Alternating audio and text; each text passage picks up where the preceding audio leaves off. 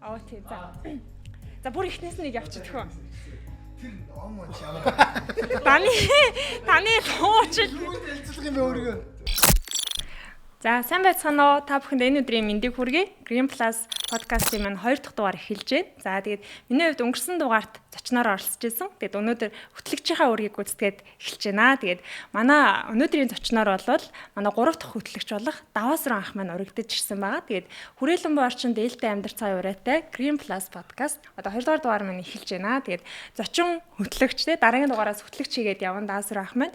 Тэгээд Даваасран ахыгаа та бүхэнд танилцуулахад тоогооч, фитнесийн дасгалжуулагч, шим тэжээл судлаач ингээд бас мөн веган хоолтой байгаа тий. Тэгээд маш олон одоо гоншинтай байгаа. Тэгээд дараагийн дугаартаар илүү өөрийнхөө нөө судалдаг чиглэлээрээ бас гой зочдыг урьж та бүхэнтэйгээ ярилцсан, дэлгэрэнгүй ярилцсан. За тэгээд Давка ах маань тий Давкаг явуулчих. Бид нар бол Давка гэж дууддаг. За Давка ах маань одоо хэдэн жил одоо веган хоолтон болсон байгаа лээ. За би ч одоо веган хоолтон болоод яг 12 дахь жилдээ болж байна. Одоо яг 12 дахь тийм хүн төгчөр өвлөө бол тийм амжилттай сайхан давчаа явж байна. Хүмүүс нэг ойлгохтой тааш одоо веган болчоод ингээд энэ өвлийг яаж давдгийм бэ гэдэг идэж штэ тийм. Яг ер нь бол хамгийн их асуудаг асуултууд энэ. Өвлийг давах аргаа бол ингээд олцоод яг 12 жил бол ингээд тийм даахгүйгээр давж ийн ихгүй тийм. За тэгээд өнөөдөр Давкахаасаа миний бэлдсэн асуултууд бол одоо нөгөө цагаан холтон болох тийм веган холтон болохоор эрэгтэй хүн гэдэг утгаар маш их сонирхож асуудаг тий. Эрэгтэй хүн ер нь цагаан холтон байдаг юм уу? Тэгээд дээрээс нь аюу олон юм нөгөө нэг давтагддаг, уургийн дутагдал тий, даарах гэл ингээд асуултууд байгаа. Тэгэхээр дэрийг бол дэлгэрэнгүй тайлбарыг одоо яг шинжлэх ухааны судалгаатай тий ингээд та бүхэн танилцуулнаа. За тэгээд эхний одоо хэсэг бол таныг илүү Даваасран гэдэг тал руу асуултууд бэлдсэн байж байгаа. Тэгэхээр за мөн Даваасран ах маань фитнесийн дасгалжуулагч гэж байгаа тий. Тэгэхээр 12 жилийн өмнө та ер нь ямар одоо шалтгаанаар тий веган хоол гэдэг хоолыг сонгов тэр талаас яриа. За би ерөнхийдөө бол 14 наснаас ахгуулаад Цахим аймагт бол хүүхд байхаас ахгуулаад би 6 дугаар ангиас ахгуулаад чөлөөт их спортоор хичээлэлсэн. За тэгээ 14 наснаасаа би 21 нас хүртлэе бол чөлөөт хөрөөл тууштай барилдажсэн байгаа. За тэгээ энэ хугацаанд бол яг хуу сумын зоон цол хүртээ тэгээ дээр нь яг хуу юу яасан байдгийг чөлөөт их спортын мастер золны болол хангасан байдгийг. За тэгээд ингэж их явцдаа бол яг хуу одоо би энэ веган хоолны талаар тийм мэдээллийг бол нэг тийм тухайн үед одоо нэг соус гэх тийм байгаль дэлхийгээ аврыг гэсэн нэг тийм хуудас хүмүүс их тарааж явж исэн байхгүй. Энд дээрээс би олоо тэр хуудсыг олж үзээ тэгээд би уншсан байхгүй. За тэгэхээр бидний энэ байгаль дэлхийд одоо энэ хоол хүнс маань ингээд хэрхэн нөлөөлдөг талаар тэр мэдээллийг уншихтаа би нэлээд тийм цочирдож хүлээж авсан байхгүй. Хэдэн настай байсан гэсэн юм? Тэр үед би яг 21 настай байсан л да 21 настай тий 2009 онд. За тэгээд тэрийг одоо нэлээд сайтар уншиж би ихтэй ер нь ерөнхийдөө одоо би ер нь веган буюу цагаан хоолт ер нь болох хэрэгтэй юм байна гэдэг ерөнхийдөө тэрийг уншаад ойлгоход. Гэхдээ би арай л болоогүй юм шиг те. Миний одоо спортын маань карьер одоо дөнгөж эхлэх гэж юм. Би одоо ингээд цааш улам илүү амжилт гаргана гэж бодоо те. Ядаж нэг 5 жил одоо нэг сайхан амжилт үзүүлчихээ. Тэгээд веган болно гэж бодоод тэгээд тэр уудастай хичнээн их анхаарал татчихсан ч гэсэн ерөнхийдөө бол яг тухайн үед бол веган болоогүй. Гэхдээ би яг нэг зарчимны өгөхөр би сардаа бол би 10 хоног бол би махаа хүнс идэхгүйгээр ногоон хоол идья гэдэг зарчмаар бол нэг 6 сар орчим бол ингээд явсан байдгийн. 6 сар. Тэгэл ингээд 100 бол ингээд хөдөө мөдөө ингээд явахтаа одоо тэгж би 3 дугаар курс оюутан багтаа ингээд хөдөө очихтаа ингээд аав ээж хатуунуудтай очихтаа ингээд нэг 10 хоног бол ингээд сүү цагаан идэгээ идчихад үдсэн 20 хоногт нь бол махаа хоол иддэг ч юм уу. Тим маягаар бол ингээд явдаг байсан. За тэгэнгүүтээ яг тэр 2009 оныхаа би 3 сард нь бол тэр мэдээллийг анх олж үзсэн байгаа шүү дээ. За тэгэнгүүтээ 9 сард нь яг 9 сард нэг бол хичээл хийгээд ирэхдээ ингээд 9 сарын 1-нд бол ингээд найзуудтайгаа уулзаж маа найзуудтар ганцтай ингээд тийм бас 1-2 жил явахтаа ингээд веган хоол идсэн хүмүүс байсан байхгүй. За тэгэнгүүтээ би бол ингээд сартаа 10 хоног ингээд веган хоол идэх юм аа. 9 сарын 1-ээс ахгуулаад 9 сарын 10-ны хооронд бол би яг 10 хоног би бол ингээд мах идэхгүй байж чадна. За тэрнээс цааш бол би 10-20-ийнхаа зарчмаар ингээд хагас цагаан хоолтон болоод явна гэд бодоод явахгүй юу. За яг тэр 10 хоногийн хугацаанд бол ингээд юу болсон бэ гэхээр би яг тэр 10 хоногийн хугацаанд веган хоолыг 10 хоног идэхдээ яг тэр тухайн хоол хүнсний талаар бид нар одоо хүний эрүүл мэндэд яаж нөлөөлдөг юм бас байгаль орчинд яаж нөлөөлдөг гэдэг талаас нь маш их судалсан байгаа.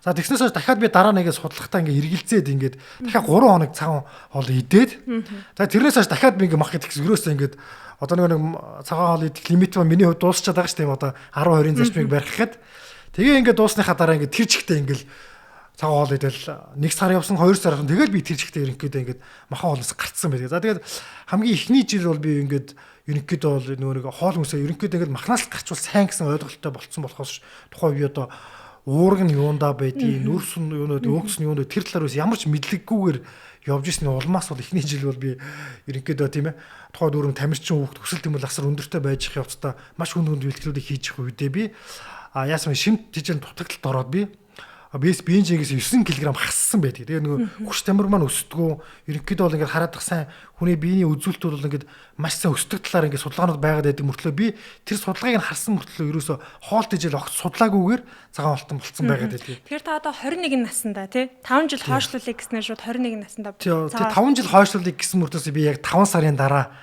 яг тэгээ 100 веган болцсон би махнаас татгалцсан байдгийг. 21 настай одоо эрэгтэй хүүхэд гэсэн үг шүү дээ. Тухайн үед бодол те. Тэгэхээр мэдээж хэрэг махаалтай байсан ч гэсэн хоол ундаа өөрөө хийгээд идэх нь бас ховорхон тохиолдлууд ер нь бол те.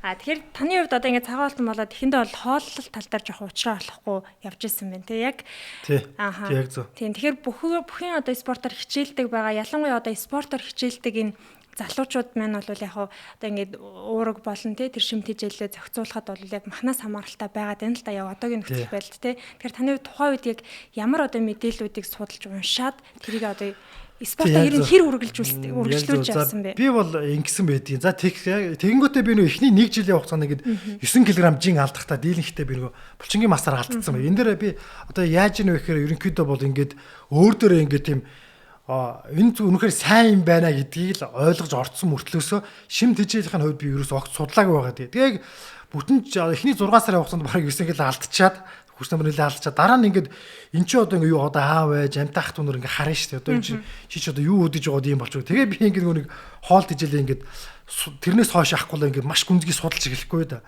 За тэгсэн чинь миний хувьд тухайн үед авч ирсэн нөгөө хоол хүнсээс би уураг гэдэг зүйлийг ингээд ерөөсөө огт хэрэглэхгүй дандаа яг нэг гурил будаа төмөс тиймэрхүү зүйлүүдийг идэж явсараар яах нь дотор талд нэг булчингийн мас алдсан байгаа. Тэгээд би тэр нэг идэж ууж хоол хүнс маань хэдий ч нэ одоо тийм уураг хэмжээгээр агуулсан маань уураг маань өөрөө бидний бие махбод одоо булчин сүмсийг бүрдүүлдэг гол зүйл нь байсан. Тэрийг би орхигдуулаад эзэсний улмаас бол тэрийг алдсан байдаг. Тэгээд тэрнээс хоошоо би бол яг тасралтгүй бүтэн жилийн хугацаанд яг энэ хоол тэжээлийн талаар маш их тийм судалгаа хийж уншиж сулж явсныхаа үндсэн дээр буцаа жилийн дараараас ингээд одоо яг нэг 2 сарын дараа ихэд судалж игснээс хойш яг 2 сарын дараа ингээд хэвийн хэмжээндээ буцаад 82 кг байсан тэр жиндээ хүрээд за тэгээд хоол тэжээл уургийн талаар ингээд яг тэгэл бизнес сургуулаа төгсөх шиг нас басан тэгээд ингээд бизнесийн багшаар ингээд өргөлүүлээ ингээд ажиллаж явах хугацаанд ингээд тамирчдын дасгал сургуульд хоолтын талаар би ингээд нэг төлхөө судлаад явсан байхгүй тий.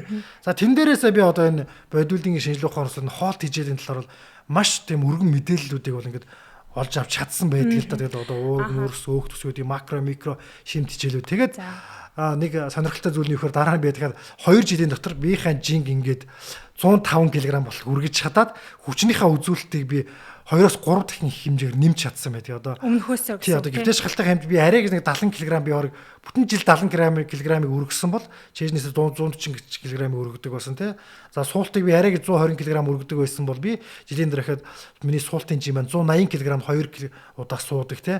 За нурунаасаа би арай 150 кг-ыг өргөдөг байсан бол би 210 кг-ыг өргөдөг жишээний тийм маягаар ингээ хүчээ бас ингээд одоо арвижуулж чадсан үү. Нэгсэндээ би хоол тэжээлэр ингээд судлаагийн улмаас уналтанд ороод дараа нь бүрэн судалсныхаа дараа өөрийнхөө хүч тамирыг бас тэгж нэмэгдүүлж чадсан түүх бол над байдаг юм аа. За тэгэхээр эндээс нөгөө би ингэж ойлгож байна л да. Таны нөгөө давк ах ингээд бахан килограмм өргөлтийн тоонод хэллээ те. Тэрийг бол фитнесийнхэн бол маш сайн ойлгох байх л та.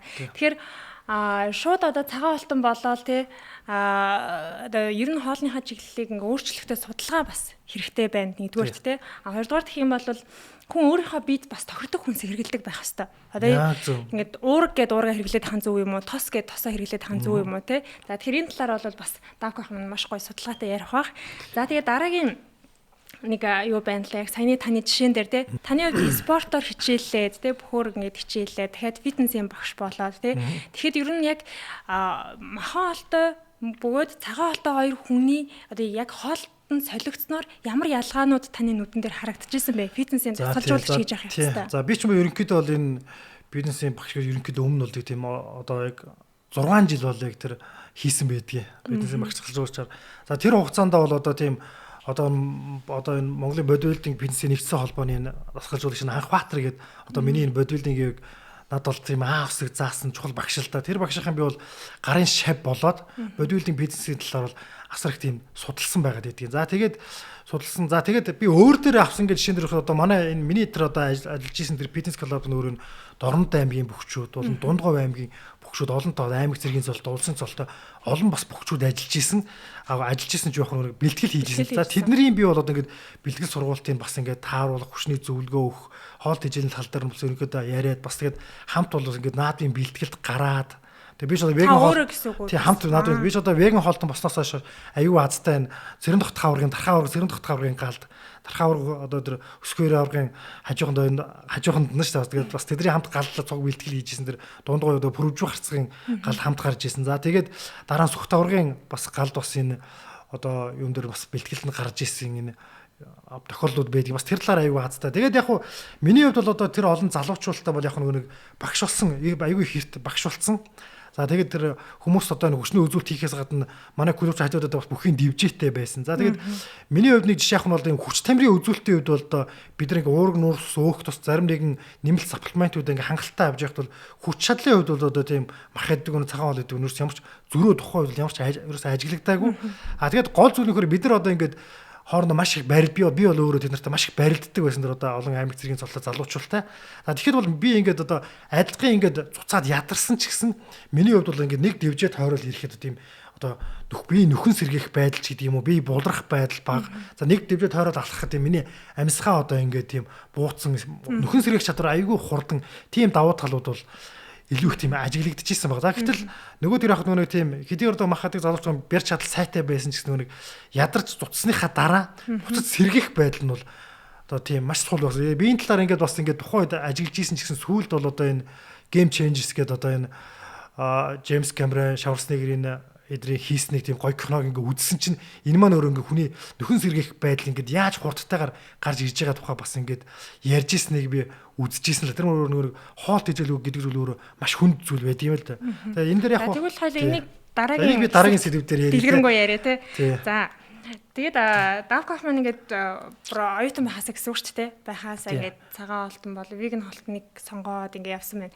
За тэгсэн чи дараагийн нэг одоо юм тоогооч болцсон тий. Тэр яаж явж байгаад энэ веган хоолны тоогооч болчихов. За тэгээд ер нь цаашлаад хоол гэж яг чухам юу юм бэ тий. Бид нар одоо мах идэхгүй байх, за веган хоолтон байх тий.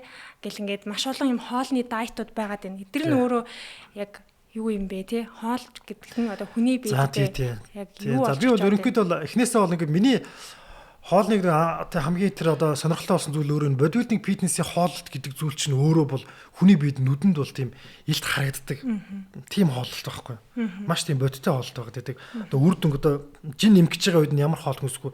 Тэр нэг тодорхой байдаг. Жин хасгаж байгаа үед бол жин барих гэж байгаа үеийн хооллолт бол тийм маш тодорхой. Тэр хүний биед үр дүнг бол тийм нүдэнд илт гаргаж өгдөг тийм хооллууд байдаг. Тэгээд энэ талаар ингээд судалж их явцд бол тийм миний сонирхлыг хоол тийжэл бол ингээд бүр улам их татах болсон. За тэгээ ерөнхийдөө бол ингээд яг хоо бизнесийн багшаараа ингээд айгүй удаан хангалттай ингээд ажиллаад одоо ихснийхаа дараа бол яхааргүй би энэ одоо энэ хоолны чиглэл рүү орсон л. Гэхдээ хоолны чиглэл рүү орохдоо бол хэдийгээр ингээд ийм дуртай байсан ч гэсэн өөрөө бол би яг хөө энэ хүчээр бас ингээд ихний одоо тоогоочийн энэ ажил бол хүчээр орцсон юм л да. Одоо ингээд манайх ч өөр хоолны газар 50-нд би нэг 10 хоног ингээд явахгүй. Тэгээд ингээд эхнэртэйгээ холбогдсон чинь манай эхнэр ингээд найстайгаа нийлээд би яг битэр ингээд эхнэртэйгээ зөвлөв. Хэдэн онд үлээ? 2017 оноос л да. За ингээд манай эхнэр чинь эхнэр маань өөрөө бас веган хоолтой бол одоо бараг 13 жил болж байгаа. За хоёр хүүхэд маань бол ингээд төрөлхийн бас веган хоолтой хүүхдүүд. За тэгээ битэр ингээд ярьдаг байсан. Одоо ингээд өөрөөсөө ингээд энэ одоо цагаан ногоон хоолыг хүмүүст таниулах, эрүүл мэндийн ач тусыг ингээд таниулах одоо тийм ажлыг хийдэг нэг жижигхэн хөрнөөс нэг хоолны газартай болчоод тийм ажил хийвэл ингээд зүгээр юм да гэд яриа байж байгаад тэгээ би нэг 50 л нэг 10 хоногоор явахгүй юу. Тэгсэн чигээ Самсунг дундаас нь холбогдсон чинь эхнэр маань ингээд над руу чатаар бичиж байна. Би ингээд цагаан хоолны газар түрээслэгээр болсон шүү. Яасан тэр маань өөрөө ингээд хууч ингээд одоо тийм паб байсан, аригтны одоо лонж байсан тийм газар байна. Би ингээд одоо 3 сая төгрөгөөр ингээд найсах нийлээд түрээслэхээр боллоо. Ирээд чи ажилласан гэдэг тийм гинт ингээд дүсгийсэн юм ороод ирдэг. Энэ нөгөө би миний төсөөлөөс ингээд давсан биш нэг жижигхэн нэг тийм газар ингээд хоолны газар ажлуудыг бодож исэн чинь тийм маш том газар ихэлчлэгээр болоод дээр нь түрээс мөнгө нь яасан ч өндрийг гинт пал хийгээ явцсан. Тэгээ би одоо ингээд соног төхөөрөмж авцсан тоогооч могоочоо сургаа байж байгаа гэл тийм юм болохгүй. Тэгээд одоо гинт ингээд нэг жоохон шоконд орцсон. Юу вүлээ гэж бодоод. Тэгээд ирсэн чинь нөгөө нэг одоо манай эхнэр маань өөрөө одоо юу яах вэ? Одоо хоолны талаар тийм 100% мэдлэг мэдээлэл байхгүй, галтгооны хүмүүс, тоогооч хүмүүс, за хамтарч хийж байгаа найз нь бас тийм байхгүй. Бэгүү мөртөөс гинт ингээд тийм хоолны салбар руу гинт орчихгүй да. Тэгээ ингээ орсон чинь нэг бас нэг хүн амтнаа оруулах яа хийхээ бас мэддэггүй. За тэгээд дээр нь одоо нэг би чи өөрөө тэгээд яах вэ тэгээд хүчээр энэ ажил чинь ингээ дайсагдаад орчиж байгаа байхгүй. Тэгэл эхлээл нэг ойлгодог ингээ нэг сайхан тоогооч авчраал, сайн тоогооч авчраал ажиллуулчихвал тэгэл болчих юм байна гэж бодоод тэгээд сүүлдээ ингээ өөрөө ингээ тийм галтгавар ороод заашгүй тийм сурах шаардлага болоод тэгсэн мэт би өөрөө юм тоогоочийн дамж ямар нэг курс суухгүйгээр би өөрөө ингээ яг галтгоонд ороо за тоогооч нараас заалгасараа таны хувьд бол бас харьцангуй нөгөө фитнесийн багш байсан учраас хоолтын талаар бол суур бас хүний биед те ямар ашиг тустай юу суур мэдлэг мэдээд бол байсан ч гэсэн би өөрөө хоолны салбар руу орохдоо зүгээр гинт цүл хийгээл ингээ орцсон байхгүй. Тэгээд ингээ цаашд ингээ сурж их явцдаа бол би яг юу яасан олон үндэсний хоолны тоогоочор сураад одоо өөрөө одоо ингээл бүх ажил ингээл ямар нэгэн байл ингээ тоогооч одоо манай галдгоонд байхгүй бол хоол хийх хүн байхгүй болчих шүү дээ тийм ээ. За тэгээд эхлэнгүүтээ би өөрөө ингээ галдгоонд багаар орсоор тэгээд тоогооч болгоо. Тэгээд дээр нь би цааш одоо энэ олон үндэсний одоо Эрдмийн төв байдгийг одоо тоогооч бэлтээ. Тэндээс би олон үндэсний тоогооч мэрэгчлэр сураад Хятад солонгос Аз хоолны тоогооч мэрэгчлэр сурсан. Дараа нь би одоо энэ вэж сургалтын төвийн оюун дээргээд одоо манай шүтээсийн багш бас веган хоолтой багш үүдэг. Тэр хүний бас ингээд сургалтанд сураад бас ингээд веган хоолны тоогооч гэсэн тийм тоогооч болохгүй. Тэгээ яг одоо бол миний дараагийн хийж байгаа зүйл юу вэ гэхээр тэгээ яг хоолт ижил ингээд хийгээ сурсан ч гэсэн сүүлийн үед ингээд зүгээр л ингээд хоолыг нийлүүлээс ихсрээд ингээд хийх нь ингээд хоол юм уу? Бидний одоо ингээд тэгээ яг явж байхад би зүгээр эхлээ ээлж нь би одоо ингээд яг 2 жилийн хугацаанд ингээд би хүмүүст хоол зааж ин л да хоол яаж хийхийг веган хоолыг. Гэхдээ ингээд зүгээр л би ингээд хоолыг ингээд нийлүүлээд ингээд хүнд заах нь бас одоо ингээд маяныг идэх юм тийм чухал биш. Одоо хүмүүс чинь эрүүл мэндэд маш их анхаардаг болсон. Эрүүл хоолт үүднээс сураад байгаа ш хүмүүс тийм ээ. Сүүлдээ би одоо ингээд хүний хоолт ижил тийм эрүүл байх хэрэгтэй. Бидний идэж ууж байгаа тавг маань өөрөө зөв зохистой байдлаар би бас хүмүүс эрүүл хоол заах юм байна шүү гэдэг сэдвээр би илүү зүйлийг би ойлгож аваад одоо би яг энэ Монс одоо хойш одоо шинэ анагаах ухааны их сургууль одоо та бүхэн бидний дэлхийн гранд доктор энэ дэлхийд пул доктор гэж одоо хүлээн зөвшөөрөд байгаа энэ амбаг багшийн энэ одоо суурийн тавьсан шинэ анагаах ухааны их сургууль би бол ингээд нодлон жилээс ахгуулаад ингээд шим тэжээл судлаач гэсэн мэргэжлэр бол судалж байгаа. За энэ шим тэжээл судлаа манай сургуулийн бол яг гайхалтай гол онцлог нь юу гэхээр ийм байдаг юм байлаа. Одоо ингээд хоол тэжээл гэдэг зүйл ингээд хүний биед ингээд орхоороо тийм ээ. Хүний биед одоо гол зүйл нь одоо энерги үүсгдэг. За дулаан үүсгдэг АТП гэдэг байгаа тийм гол одоо хүний биед тийм богино хугацаанд засварлах энергийг үүсгдэг. За тэгээд одоо нүрс төрөгчөө идэж ууж хоолны нүрс төрөгчөө үүсгдэг тийм ээ. Эдгээр зүйлүүдийг бидний хоол тэжээл үүсгдэг юм байна гэд судлаад байдаг боловч нарийн үндсэн дээрээ одоо хүний бие махбод гэдэг чинь өөр байгаад тийм ч одоо тарган хүн гэдэг чинь нэг өөр бие махбодтой, туранхай хүн гэдэг чинь нэг өөр бие махбодтой, за дундаж бие махбодтой хүмүүс чинь өөр байгаад байдаг. За гэтэл энэ зүйлийг ингээд хүний тухайн бие махбодыг судалж иж тухайн хүний бие организмд ямар хоол хүмүүс чухал юм бэ гэдэг энэ дээр одоо энэ амбаг багш бол юм гайхалтай одоо уламжлалт орчин үеийн анагаах ухааны ингээд хослуулад гайхалтай байдлаар ингээд сургаж гарч ирсэн юм байлээ. Тэгээд би энэ талаар бол одоо ингээд сүүлийн бол нэг жилийн хугацаанд ингээд судлаад одоо явж ийн л да. Одоо тэгээ би бол удахгүй шим тэжээл судлаач мэрэгчлэр бол ингээд удахгүй төгсөн. Тэгээд явж ийн л да. Тэгээд даах бах маань ингээд сонсоодсэн чинь бүр тасралтгүй суралцаад л байна тий. Ер нь ингээд тухайн одоо амьдралын шалтгаан байна тий. Ер нь хоолтой холбоотой ингээл ер нь сонсоход сая хэдэн сургалт курс төгссөн байсан. За тэгэхээр одоо даах бах бас яг энэ юутай холбоотой асуулт байна л да. Хүн ер нь тэгвэл тийм үү та цагаан алтан болсон. Тэгээ өмнө мах иддэг байсан. Тэгээ мах алтаа байсан. За би ч гэсэн муу яалахаагүй тийм л дээ. Тэгэхээр хүн ер нь мах идэх нь зөв юм уу? Эсвэл за мах идэхгүй байх нь зөв юм уу? Яг энэ бол одоо ингэ тийм аа шүү. Тийм яг бид нар яг ярьж байгаа юм уу? Өндөг анхдаг ч юм уу? Хэдүүлээ ингэ одоо ингэ яриа. Одоо миний сургууль дээрээс ингэ сурж байгаа одоо энэ мэдлэг дээрс ингэ үзэхээр юу гэж нөхөр одоо ингэ ихэнхдээ бол одоо ингэ өв сургамлын тухай яриа л да. Одоо амьтны анхдагч хоол те. За ингээд өв сургамл гэдэг зүйл ингээд урах гэхэд ингээд юу болох вэ гэхээр одоо агаарт байгаа хүчил төрөгч, нүүрс төрөгч хоёрын нөлөөгөр нь ургамал ингээд урах гэ байж тал яах нь нарны гэрлээс ирж байгаа одоо тийм протоны нөлөөгөөр за агаарт байгаа хүчил төрөгч одоо энэ нүүрс төрөгч хоёр маань хоёрыг ингээд ургамал дээр байгаа энэ хоёрыг нэгтгээд протоны нөлөөр нэгтгээд өгдөг юм байна. Энэ хоёр маань. Тэгээ ингээд нэгтгээд өгөхөөрөө тухайн ургамалд юу үүсгэх вэ гэхээр ус төрөгч үүсдэг юм байна. Ус төрөгч үүсдэг. За ингээд нүүрс төрөгч ус төрөгч өксөд төрөгч гурван ингээд ургамал бий болоод ирэхээр тухайн ургамал маань өөрөө улам ингээд өксөж том болоод бий болоод за одоо өөрөө тижээхээс гадна бусад амьтныг тижээх хэмжээний асар их хэмжээ одоо өвс ургамлууд өөрөөсөө ингээд бий болд юм л да. Тэр зүйлж байгаа зүйлийг нь одоо яаж ийн одоо амьтад идэж гин. За тухайн амьтны одоо араатай амьтд ч юм уу идээд ш. Тэгэхээр гол хоол тэжээлм нь өөрөө юу вэ? Ургамал байгаа дээс тийм ээ. Гэтэл ургамал маань өөрөө яг юунаас нөлөөж ургаад байна гэхээр ерөөсө нарны гэрлээс ирж байгаа протоны нөлөөгөр л ургам одоо хөшөлтөрч нүүрсгч хоёр нэгдээд нь ш тийм ээ. Тэгжиж одоо тухайн ургамал ургаж гин. Гэх юм бол бид нар яг нарийн ярих юм бол ингээд ургамлыг өөрөө бий болгож байгаа зүйл нь өөрөө юу гэхээр нар байгаа даахгүй. Нарны гэрлийн энергийн 90% нь өөрөө протон байгаа гэдэг юм ээ. Тэгэхээр бид нар бодит байдал дээр гэрэл иддэг л одоо сүүлийн удаан гэрэл энерги гэж ярьдаг бол бид нар бодит байлдар ингээд яг шинжлэх ухааны үндсээр судлаад үзэхэд бид нар чи өөрөө гэрэл иддэг хүмүүс байгаа. Гэрлийн нөлөөгөөр ургамал ургадаг. Ургамлыг одоо түн амьтан идэж ижил амьдраад байна шүү дээ тийм ээ. Тэгэхээр ингээд одоо тухайн ургамалд бий болсон ус төрөгч, нүүрс төрөгч, хөшөл төрөгч гэсэн энэ гурван зүйл маань өөрөө хоол гэдэг зүйлийг бий болгоод байгаа байхгүй. Тийм ээ. Энэ бол маань өөрөө хоол гэж үзээд байна шүү дээ. Тэгэхээр үзээд байна. За тэгээд нөгөөтэйгүр бол одоо ингэж байгаа юм. Одоо дэлхийд дээрх байгаа бүх амьтдын 100% гэж үзэх юм бол 10% нь л ерөнхийдөө араатан амьтан байдаг юм ш. Үлдсэн 90% нь одоо төрөл зүйлийн амьтан маань өөрөө тийм юу байгаад байдаг юм байна. Өвсөн дижэлтэй амьт байгаад тийм байна. За тэгэх юм бол одоо ингэ чи маш гоё асуулт асуулж хүн бол ингэж махадах ёстой юм уу? Өвс идэх зорилттой юм уу гэдээ ярьж штэ тийм ээ. За тэгэх юм бол одоо яг хуу дэлхий дээр эрдэмтэд энэ талаар юм гаргасан судалгаа байдаг юм байна. За тухайн амьтныг энэ өвсөн дижэлтэй амьт нь махан дижэлтэй амьт нь гэдгийг ялгадаг 3 чухал ялгаа байдаг. Хамгийн ихний ялгаа нь одоо ингээд амны хөндөө байгаад байдаг. За ингээд тухайн амьтны одоо ингээд шүд маань одоо ингээд тийм тэгшгэнтэй араа шүдтэй соёо байхгүй ямыг буталж ингээд няцалж иддэг тийм зорилттой байх юм бол тэр маань яах нь вэ? Одоо өвсөн дижээл идэхэд илүү зориулагдсан. Одоо ингээд хүн болоод за хонь ямаа тийм ээ бүх амьтад бид нар шиг юм тэгшгэн шидтэй байгаа юм ингээд буталж няцалж иддэг. За чон, аслан, барс одоо бүх араатай амьтдын шүдэн одоо нөр тийм соёо шиг хэлбэртэй ямыг дандаа тийм зулгаас таслаж иддэг. Одоо ингээл зулгаал тастаал ингээл ураад иддэг. Тэгвэл бараг тэд нар ч зажлах хэвэгч шаардлагагүйгээр ингээд залгээ идчихдэг тийм ээ. А гэтэл хүн маань өөрөө олон дахин зажлах тийм зориултай хэвэгч зориултай шүдэн амьтд бол бүгд тийм шүдтэй байдаг. За хоёр том ялгаа нь өөрөө юу вэ гэхээр тухайн амьтны одоо хоол босруулах эрхтэн тогтолцоо байдаг юм байна.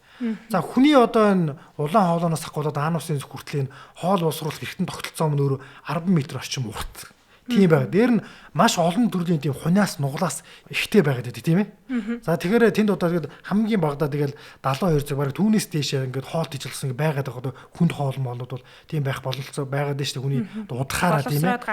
Хугацаанд маш удаан байгаад байгаа байхгүй. 72 цаг гэж уучлаарай.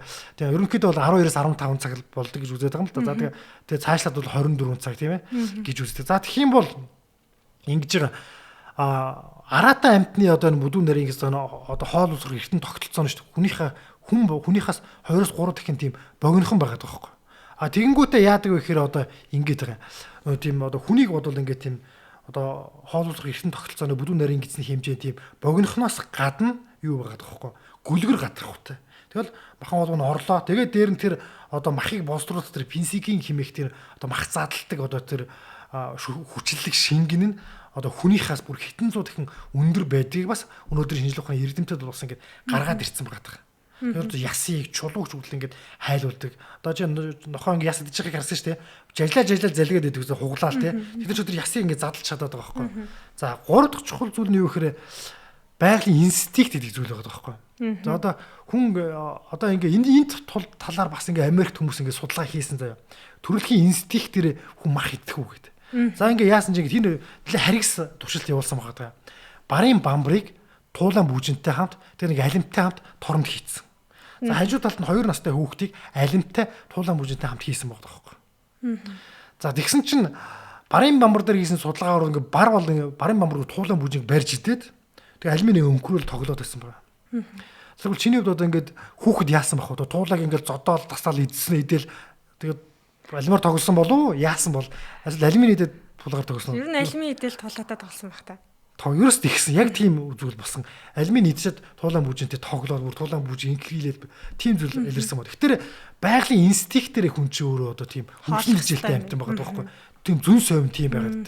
Үнэхээр бид нар одоо тийм махтах зорилттой одоо гэл гадуур давтаж хонь урыг гэл шууд бараг чулуугаар зохиж алаал зулгаа хідэн нэстэй тийм инстинкт өрөөсөө байхгүй.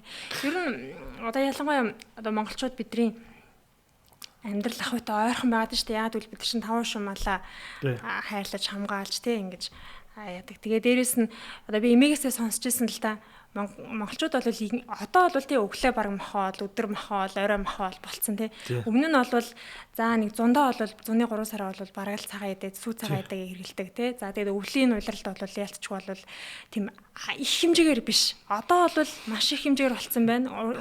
Одоо бараг 30-40 жилийн л өмнө л ахaltaа би эмээтэйгээ хамт амьдарч байсан гэхээр тий. Тэр үеийг ярихад бол сонсоход бол тийм ерөнхийдөө бол маш одоо цагаан хоолтон байсан талаар сонсч байсан эртний. Тэгээ ерөнхийдөө бол монголчууд бол яг хуу түүх судалгаанаас аваад үзэхэд бол тэр юм хагас цагаан хоолтой тийм ард түмэн байсан юм байл л да. Одоо яадаг вэхээр одоо ингээд махыг яг яаж иддэг вэхээр ингэж одоо 11 сар гээд хүүтрээд эхлэн штэ тий. Яг ингээд хүүтрээд ирэх үед бол хүний биед одоо заавалч марах биш л тий. Жохон тосол түлхүү эргэжэд болох юм байл тий. Тэр хүнд өвдөж чинь давахын тулд хүн ингээд тос хэрэглэх хэрэгтэй байд юм байл л тий. Тэр үед нэг жохон мал гаргаад ичээ хийгээд тэгээ махаа иддэг байсан байгаа ш тийм ээ. За тэгтээ тэгээ иддэг. За тэнгуүтээ өвлийн хүнд үзрэг давхад бол идэх хэдтэй бас бүр ингээд яадаг байсан маань тий. Зүгээр ингээд дуртайгаа сонгож авах биш. Тэгээ хамгийн тарааны ч юм уу тий. Яг болж өгвөл одоо тийм нэг тийм маш тийм насан явцсан хөгшөрцөн тий. Бар явах гэсэн тийм л малыг тэгж гаргаж иднэ үү гэхээс биш тийм жирийн амьтыг бол тэгж нэх ялж иддэг үү. Тийм уламжлалт ард юм байна. Тэгдэг байсан байгаа даахгүй. Тэгээд яг өвөл бол яхах аргагүй тэд нар яг тухайн үед хүнд өвлийг давхын тулд махан хоолоо идээд за хавар болоод ирэнгүүт тэр махны хорыг арилгахын тулд тэр одоо 100 намрын үйлрэл тэр махны хорыг сарам өгжүүлэх одоо тийм эмийн ургамал гэдэг зүйлээс төөдөг байсан гэж байгаа. Тэгээд тэр үйл эзэн тэр махныхаа хорыг гадагшлуулахын тулд одоо тэр хаврын загт болоо тийм үр тэрэ гэдэг зүйл их хэрэгэлдэг байсан. Үр тэрэ маань өөрөө тийм эслэг өндөртэй холоодны ашигтай бактерийг дэмжиж өгдөг. Үр тэрээг илүү төлхөө хэрэгжилж өгдөг байсан байна. За тэгэнгүүтээ зуны үйлрэл болоод ирэнгүүт нэг сүүцгээ идэ хэрэглээд нэг гидсээ цайлгадаг тийм ээ. Тэгдэг байсан байгаа. Тэр гидсээ цайлган дээрөө сүүцгээ идэх чинь тухайн үед бол асар их ашигтай бактери монголчууд уламжлалт хүнс шүү дээ. Одоо 200 гаруй төрлийн сүүцгээ идэх хийдэг хоол хүнсүүд тийм. За тэгэнгүүтээ намар болоод ирэнгүүт яад гэхээр жимсээр илүү төлхөө хэрэглээ. Одоо чацар нэрс байдаг. Тэгж хүний биеинд одоо антиоксидант чанартай тийм хүнсүүдийг илүү төлхөө хэрэгжилж өгдөг. Тийм уламжлалтай байсан байгаа. Тэгээд дээр нь энэ бүх уламжламар одоо яаж жилийн бараг 4 үйлрэлийн нэг үйлрэл нь л ингээд бах иддэг. Үндсэн 4 үйлрэлийн хоол нь үр тэрэ жимс за тэгээд сүүцгээ идэх гэсэн энэгээр зүйлүүдээр л хооллдог байсан ард түмэн байгаад ш. Энэ зүйлийг одоо өвөг дээдсэн бас уламжлалтаа бас ингээд шингээсэн байсан. За тэгээд би ч ингээд нэг сонирхолтой юм ярих нэг ингэсэн байгаад идэв юм бэл. Одоо ингээд европчууд ингээд судалгаа хийхдээ ингээд өвөл олонгуудын хүний бодисын зүйл 18% унцдаг юм байна. 18% унцдаг. Тэгэнгүүт ингээд яаж ийнэ вэхээр тэр нөхдүүд чинь ингээд витамин дижэл ярьлаа ингээд нөгөө нэг хүмүүсээ ингээд зодоод байдаг. Одоо ингээд өвөл болж чинь энийг хэрэглэдэг тийм. Амжилттай ингээд хэлдэг тийм. Гэтэл Монголын одоо шүтээсийн нэг доктор очиод монгол хүний бодисын солилцоо ингээд уламжлалт зүйрлсэн хоол хүнсээ идээд явхад өвөлч зунч яг тэнцвэртэй байдгаа гэдгийг гаргаж ирч чадсан. Тэр нь өөрөө бас ингээд барууныхныг бас ингээд гайхуулсан юм байлээ. Тэр нь яасан бэ гэхээр ерөнхийдөө тэр өвлийн загт өрөөсөө тосны хэрэглээг л нэмж өгдөг байсан. Монголд одоо ингээд мах хийж байгаа. Тэр тос гэдэг зүйл чинь өөрөө одоо ингээд нэг молекул тос хүний биед рүү задрахтаа 128 молекул ATP буюу тийм өндөр энергийг өөрөө хүний биед өөрөө үүсгэж өгдөг байсан. Тэнгүүтээ ингээд тосыг хэрэглэхээр нэг бодисын солилцооны хурд бас ингээд өвлийн тэр гаднаасаа ингээд хүүтэн сэрүүний үйлрэл орж иж яхад дотроос одоо өөхтөс хэрэглэх нь өөрөө бидний яах нь дотроос ингээд тийм дулаан өндөртэй хоол хүнс хэрэглэхээр бодисын солилцоо унахгүй яг тэнцвэртэй байрсан байгаад байгаа байхгүй. Агтал зуны үйлрэлд яах вэ гэхээр уургийн чанарын бүтээгдэхүүн бол сүүцгээ идэг шүү тэр чигээр уураг байгаа байхгүй. Хүнсийг төлхөө хэрэглээд ирэхээр үйлрэл нь гаднаасаа ингээд халуун богоод дотроос сэрүүн чанартай уураг гэдэг чигээр сэрүүн чанартай зүйлийг хэрэглээд ирэхээр халуун хүүтэн ч одоо бодисын солилцоос ингээд тэнцвэртэй байдаг. Энийг өөрөө ингээд хоол хүнсэндээ бол одоо ингээд хоол хүнснийхаа соёлд ингээд төлхөө нэвтрүүлж чадсан байгаа. Тэгэхээр одоо бидний Монгол анагаах ухаан болоод энэ дэлхийд дээр одоо энэ энтхийн аюурведийн анагаах ухаан тал дээр энэ зүйлүүдийн талаар ингээд гайхалтай тийм оруулсан байдаг юм билээ. Миний сүүлийн үед энэ хоол дижитал талаар миний анхаарлыг маш их татж байгаа сэдв бол одоо яг энэ байгаад байгаа. За тэгвэл одоо манай давх ах чинь бас шим тэжээл судлаач гэж байгаа шүү дээ. Тэгэхээр бидний хувьд бол залуучууд те маш их одоо суугаа ажил хийж гэн. За тэгээ утас компьютер маш их хэрэгжилж гэн те. Одоо ийм хор бас их байна л да. Одоо иргэн тойрны орчинд бол амьдарч байгаа орчинд бол те. За тэгэхээр одоо ямар ч хоолттой байсан тухайн хүн цагаан ногоон те махан ямар ч хоолттой байсан маш их ядарч гин. Яг энэ бол бас хоолтоос шалтгааллах бас байна. Дээрээс нь хөдөлгөөн ингээл олон зүйлсүүд нөлөөлж байгаа хэл та. Тэгэхээр таны хувьд одоо шим тэжээл судлаач шим чинь хүн ер нь яг зөв зохистой хооллохын тулд өдрийнх нь нэг өдрөөр нь жишээ аваад та юуг тогтмол ер нь хэрэгжилж авах хэрэгтэй юм бэ? Дээрээс нь бас илүү төлхөө одоо веган хоол талдаа бас тий тайлбар. Тийм за тий за ерөнхийдөө бол яг хуу энэ бол ингээд бүр тийм нарийн судлах юм бол яг хуу хүн болгонд өгөх зөвлөгөөнд уулнууд их тийм өөр байдаг юм байл л дээ. За би яг үнсээр нэг жоохон ярьчих уу тий. Тэгээд наасалаа дараа нь сануулж байгаа гэдэггүй. Ийм байд юм байл да. Одоо ингээд яг хуу яг хүн болгонд тохирсон тийм хоолт гэхээс нэг ингэдэг юм байна. Одоо ингээд хүний тав хүн бол ингээд мэдж байгаа бах тий. Хүний бие одоо ингээд хий шар бадгана гэсэн гурван талаас тогтж байгаа гэж яриад байдаг тий. Би бас маш сайн мэдж байна. Мэдж байгаа та. Гэтэл юу гэж нөхөр одоо энэ сүүлийн үеийн ингээд орчин үеийн ангаах хүн ингээд судалж байгаа зүйл энэ хий шар бадгана гэдэг зүйлийн ерөнхийдөө бол энэ юуг нь бол ингээд бариад тавцсан байгаа тохоод энэ гол үндэс суурийн жишээл одоо хийн төлөвийн хүний хооллолт гэдэг зүйл одоо өөр байдаг. Нүрс усны хэмжээ өөр байдаг, уургийн хэмжээ өөр байдаг, өөгцсний хэмжээ өөр байдаг. За шарын төлөвийн хүний уургийн хэмжээ, өөгцсний хэмжээ, нүрсний хэмжээ бас идэж ухтаа бас арай өөр байгаад байдаг. За бадганы төрлийн хүний их ч бас энэ одоо шимтжил нөрөө бас хэрэглэхэд бас өөр байгаад байдаг. Эдгээр гурван бие махбодын онцлог төр за бадган шар гэдэг. Тэгэхээр давх ахыд нэг өөрчлөлж байгаа хүмүүс мэдэх багтаа орохоор тухайн хүнийг хараад баг тодорхойлоод өгдөг. Та ер нь тийм төрлийн хоол зохиндоо гэдэг. Тэгвэл онцлог шинжээр нь одоо үзэж байгаа манай сонсогчдод ер нь бас би нэг хий төлөвтэй юм байна да гэдгийг мэдчих юм бол нэг тодорхой нэг. За яг уу. Тийм их өргөн сэдвэлдэ. Хоёулын сэдв бол яг ерөнхий сэдв ярих гэдэг шүү дээ. За яг тийм байгаад байдаг. Гэхдээ яг шинж тэмдгийн ч юм уу тий жоохон дурдвал. Тийм за яг тэгэхээр энэ тал дээр одоо яг нэг би нэг дахиад ингэж байгаа юм л да. Яг орчин үеийн яг одоо энэ 1985 оноос гол Японы эрдэмтэд бол ингэсэн юм байна. Одоо тий одоо хий шар бадгана гэдэг зүйлийг эсийн төвшөнд нөөрөө таньж гаргаж ирсэн юм байна л да. Одоо яасан бэхээр одоо ингээд хий төлөвийн хүний одоо эсийн мембран нөөрөө тийм сэрэг төлөвтэй байгаад байдаг. Тэгмээд тухайн хүний биед үүсэж байгаа энерги болоод тийм ээ.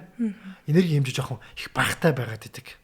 Жоохон одоо тийм амархан сулдс сухтай амар хоол шингээх чадвар нь одоо чим жоохон тэнцвэр муутай байгаад байдаг тийм ээ. Хинхтэй амархан төрөлхийг жоохон тийм турхаа дөрөлийн хүмүүс байгаа байхгүй юу. За шарын төлөвийн хүмүүсийн дундаж бие орчим чанартай эсийн мембран гэдэг зүйл нь өөрөө шарын төлөвийн хүмүүсийн эсийн мембран бол өөрөө тийм урламтгай тийм чанартай байгаад байдаг байхгүй юу. Тийм хүмүүсийн хүний биед үүсэж байгаа одоо тийм энерги молекулууд нь бол одоо тийм одоо сайн хүчтэй тооны бид үүсгэж дулаан сайтай энерги ирчвч өндөртэй байгаад байдаг тийм ээ.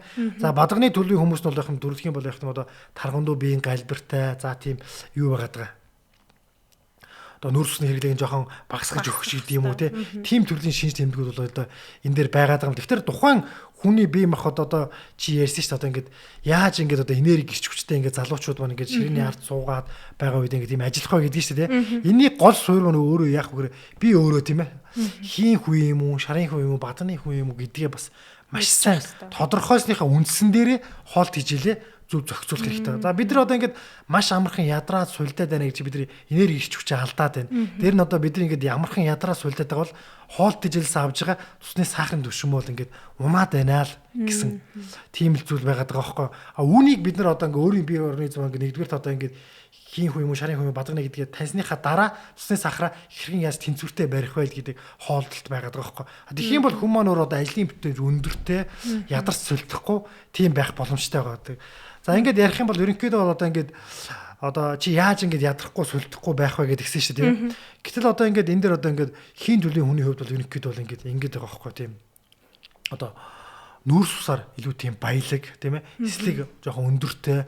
За тийм хүмүүст ядарч сулдах чадвар нь өндөр байдаг гэж тийм жоохон чихэрлэг жимс ногоо түлхүү идэх. За уургийн хувьд бол тийм шингэц сайтай дөөпүү за ногоон шиш гэдэг юм уу тийм хоолнуудыг бол илүү түлхүү хэрэглэх. Тэгээд дээр нь жоохон нэг 3-4 цагийн зайтай одоо ходоодныхоо хэмжээний тийм 70% дүүрэх гэсэн хэмжээтэй идээд тэгээд ингээд эдгээр хүмүүсүүд идэх юм болсон ингээд яах нь ирч хүч энерги байгаад байх бас тийм боломж байгаад байдаг. За шарын төлөвийн бие одоо эсийн мембран тийм одоо зуурамтгай төлөвийн бие махбодтой хүмүүсийн хувьд бол яах ёстой вэ гэхээр ерөнхийдөө нүүрсний агуулмжийг тийм 40% бүрдүүлж өгөх хэрэгтэй тийм ээ. За уургийн агуулмж бол 30% бүрдүүлэг. Дээр нь тийм одоо чихрэлийн агуулх хэмжээг тийм дунд зэргийн агуулсан тийм хүмүүсүүдийг бол хэрэгжилж өгөх юм бол илүү түлхүү. Мөн л яах вэ? Ялгаагүй нэг тийм одоо 3-4 цагийн зайтай хооллоод одоо цэвэр усны хэмжээс энэ хүмүүсүүд бол тийм өндөр байж өгдөг. Тэгж хоолж өгөх юм бол тухайн хүмүүс л яг тийм энерги хүч хүчтэй бас ингээд сайн байх боломжтой байгаад байдаг. Тэр тухайн хүнийхээ өөрийнхөө бие махбодын онцлогийг тохируулж иж уурэг нүүрсний харьцаа нь ямар байх вэ гэдгийг бас тухайн хүн дээр гаргаж ирдэг. Тэгэх юм бол энерги хүч илүү барина. За бадган төлөвийн бие одоо тийм ерөнхийдөө юм тарган тийм төлөвийн хүмүүсүүд бол тийм нүүрсийг дандаа тийм одоо тийм нарийн ногоогоор илүү түлхүү авч өгдөг. Дээр нь хэрэгжилж байгаа дугаарынхаа бүхэл бүрийн үр тариа ч гэдэг юм уу. За дээр нь үр тариа хэрэглэх хэрэгтэй. Дээр нь хоолны хэмжээ бол тийм их байх бас шаардлагагүй байгаа гэдэг. За тэгээд яах ёстой гэхээр уургийн хэмжээ нөгөө хүний биесний шингэхтэй амархан одоо нөгөө шошнууд болоод тийм ээ. Дүүбүүж тийм тийдгэр зүйлүүдээр бас ингэ түлхүү авч хэрэглэх юм бол бас тийм юу байгаад идэг. Сайн байгаад идэг л да. За тэгэхээр хооллолт гэдэг чинь маш өргөн цар хүрээтэй тий. Ерөн хооллолт гэдэг зүйлийг бол одоо нэг зүйл ойлгоход тийм ерөнхий зүйл бол ерөөсөө ерөнхий нэг зорчин байна л да. Гэхдээ бол одоо өөрийн бие махбодын онцлогийг тохируулж хооллох гэдэг нь бол маш тийм чухал зүйл бол байдаг юм байна. Энэ бол эрүүл зөв хооллолт хүний биед тохирсон хүнс ногоогоо идэх, зөв цагтаа идэх те. Бас зөв цагтаа идэх гэдэг бас нэг ойлголт байна л да те. Тэр зүйл бол одоо ингээд маш нарийн судлагдж байгаа. Маш өргөн цар хүрээтэй тийм чухал сэдв байгаад байгаа байхгүй тий. За энэ дараагийн нэг асуулт байна л да. Та бүхэн энэ талаар бол манай Давка ах маань дараагийнхаа өөрийнхөө те хөтлөө явуулах подкаст нар бол ингээ мэрэгжлийн тийм судлаач те доктор профессор хүмүүсийг урьж авчираа та бүхэнд нэлээдийн бүр ингээ хийгээд баг задлаа тайлбарлах байх гэж бодож байна. Тэгэд ерөнхийдөө ингээд орхичээ. За дараагийн хэсэг болох нэг ийм асуудал явж байгаа. Бидний нөгөө хүрээлэн борчинд ээлтэй амьдарцгаая гэдэг өрөөний дор бас хооллолт хамгийн номер 1 бидний үндсэн суурь хэрэгцээ болоод эхэлж байгаа те. Тэгэхээр ер нь одоо та бүхэн сонсол ах интернет, фейсбુક за тэгээ олон улсын байгууллагуудаас гаргаж байгаа урайлах ч гэсэн те бүгдээрээ ер нь ихтлхийдээ хайртай эхлийгээ одоо хааллын хамгаалахын тулд хоолноос эхэлье. Тавг энэ ерөөсөө л ганцхан тавган дээр тавигдж байгаа одоо хүнснээсээ ер нь бол өөрчлөлт хийгдчихнэ гэсэн юм урайлгуудыг бол маш их харж ирсэн баг, уншиж ирсэн баг. Тэгэхээр энэ дээрээс тулгуурлаад ийм судалгаанууд байна л да. 1 кг үхрийн мах таны яг Давкахын би лайваас үзчихсэн.